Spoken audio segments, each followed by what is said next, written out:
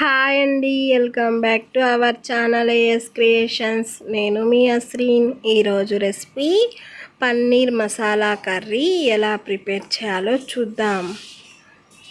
ఈ కర్రీ రోటీలోకి, పుల్కాలోకి, రైస్లోకి చాలా టేస్ట్గా ఉంటుందండి. ఒకసారి ట్రై చేయండి.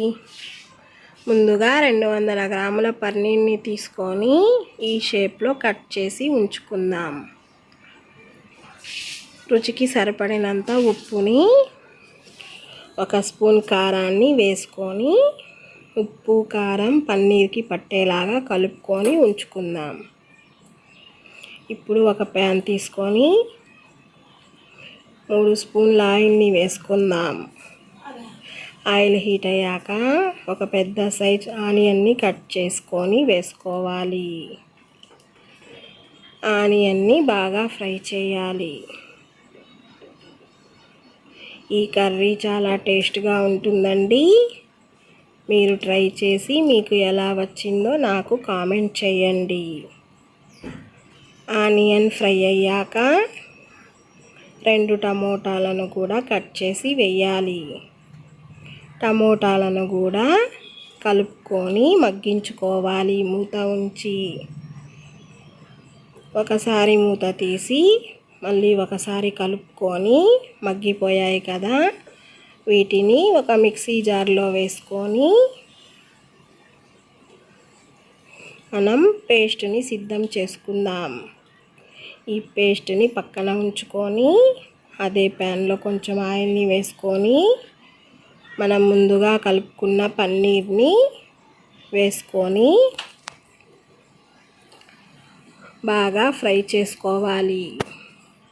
ఇలా ఫ్రై చేసుకోవటం ద్వారా పన్నీర్ అనేది క్రిస్పీగా బాగా ఉంటుంది. ఫ్రై చేసుకున్న వాటిని పక్కన ఉంచుకొని మరొక ప్యాన్ పెట్టుకొని 2 చెంచాల ఆయిల్ని వేసుకొని 2 ఇలాచీ, దాల్చిన చెక్క, లవంగాలను వేసుకోవాలి. మనం ముందుగా సిద్ధం చేసుకున్న పేస్ట్ని వేసి ఫ్రై చేసుకోవాలి. మీరు ఇక్కడ ఆయిల్కి బదులుగా బటర్ అయినా వాడచ్చు. ఫ్రెష్గా దంచుకున్న అల్లం వెల్లుల్లి పేస్ట్ని కూడా వేయాలి. జీలకర్ర పొడి, ధనియాల పొడి, గరం మసాలాను కూడా వేసుకొని బాగా ఫ్రై చేసుకుందాం.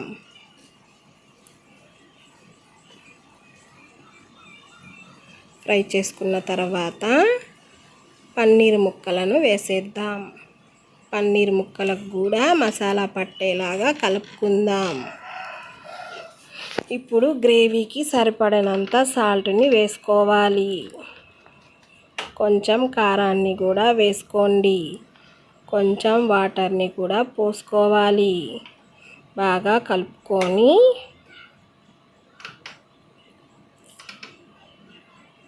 మూత ఉంచి ఉడికించుకుందాం. మూత తీసి ఒకసారి నేను ఇక్కడ పచ్చిమిర్చి వేసిన క్లిప్పు మిక్స్ అయింది. మీరు పచ్చిమిర్చిని వేసుకోండి. కొంచెం కస్తూరి మేతిని కూడా వేయండి. కస్తూరి మేతి లేకుంటే కొంచెం మెంతులను వేసుకోండి.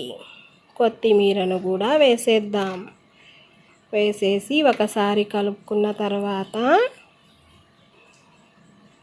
గ్రేవీ అనేది రెడీ అయిపోయింది. చూసారా పన్నీర్ ఎలా ఉందో? అంతేనండి, పన్నీర్ కర్రీ రెడీ. నచ్చితే లైక్ చేయండి, షేర్ చేయండి, సబ్స్క్రైబ్ చేయండి. Thanks for watching.